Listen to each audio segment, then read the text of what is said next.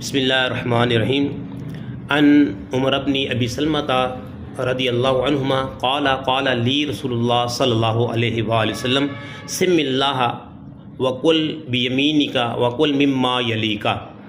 حضرت عمر بن ابو سلمہ رضی اللہ تعالی عنہما سے یہ مروی ہے کہ نبی کریم صلی اللہ علیہ وآلہ وسلم نے فرمایا کہ اللہ کا نام لے کر اپنے سیدھے ہاتھ سے کھانا کھاؤ اور اپنی طرف سے کھانا کھاؤ۔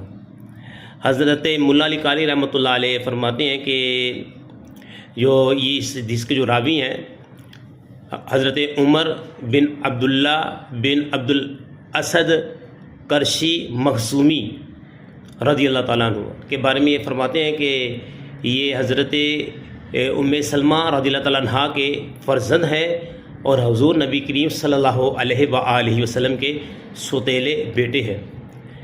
2 سن ہجری کے اندر حبشہ میں ان کی پیدائش ہوئی۔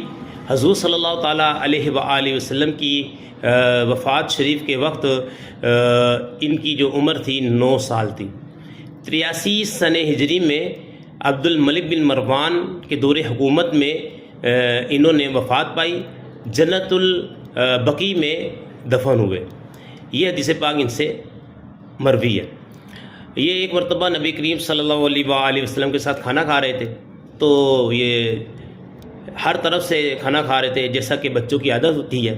تو نبی کریم صلی اللہ علیہ وآلہ وسلم نے انہیں نصیحت فرمائی، انہیں فرمایا سرکار نے کہ اللہ کا نام لے کر کھانا کھاؤ، یعنی بسم اللہ شریف پڑھ کر اپنے سیدھے ہاتھ سے اور اپنے اس طرف سے کھانا کھاؤ۔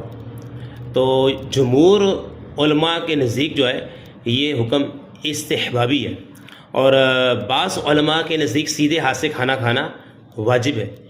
امام نووی رحمۃ اللہ تعالیٰ علیہ فرماتے ہیں کہ بسم اللہ بلند آواز سے پڑھنا کھانا کھاتے ہوئے یہ حکم جو ہے مستحب ہے۔ اللہ پاک ہمیں عمل کی توفیق عطا فرمائے۔